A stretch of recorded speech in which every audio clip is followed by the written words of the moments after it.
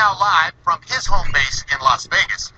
To discuss the boxing business landscape in this moment of new circumstances is Kevin Iole of Yahoo Sports, one of the most experienced veterans in the ringside press corps. Kevin, welcome to the Fight Game.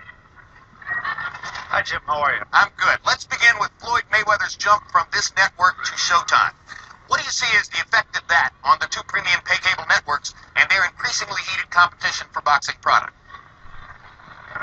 Well, Jim, I think it's a great deal for FLoyd Mayweather to start with. There's very little risk for him. He's doing nothing different. He's just going to have his promotion be on Showtime as opposed to on HBO. So for him, it's a very big win situation.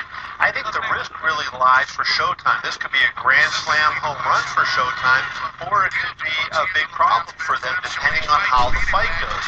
They are certainly relying on Mayweather to not only deliver a very large pay-per-view number each time out, but they're also hoping that he will be some sort of magnet to attract other fighters over to Showtime. Somebody like Adrian Broner.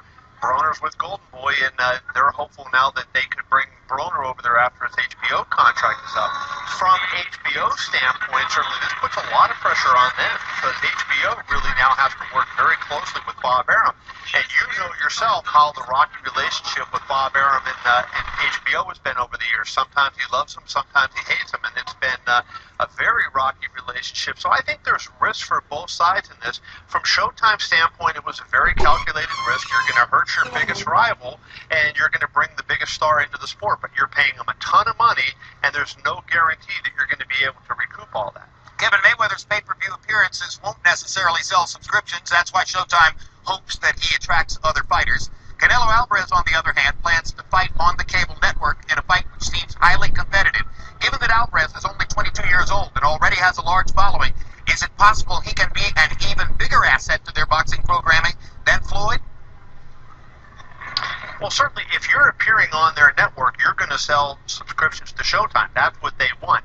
You know, a lot of people misunderstand when they look at pay cable, HBO, and Showtime, and they think that people are looking to get ratings. What they really want is the people to subscribe to it for that year so you have the programming.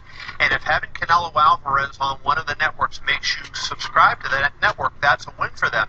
And so if Canelo can continue to fight big, meaningful fights on Showtime rather than on Showtime pay-per-view, that is definitely in their best interest, and I think that that's the way they would love to see it go. But I think Canelo has visions of being the successor to Manny Pacquiao and FLoyd Mayweather, and I think that there's a reasonable chance he might, along with Julio Cesar Chavez, if he ever gets his problems worked out, become a big pay-per-view star. So I think that that's the way he's looking. So, you know, will that help Showtime a lot, having Canelo on pay-per-view? I don't know that that will.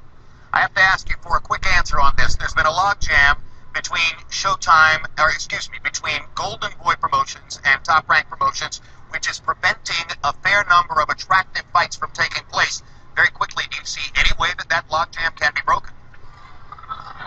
Not in the short term, Jim. I think that in the long term there is some hope that if you can get cooler heads to prevail, but in the short term there's so much animosity on all sides, bordering on hatred, that I don't see it right now in the short term happening. All right, thank you very much, Kevin Iole of Yahoo Sports.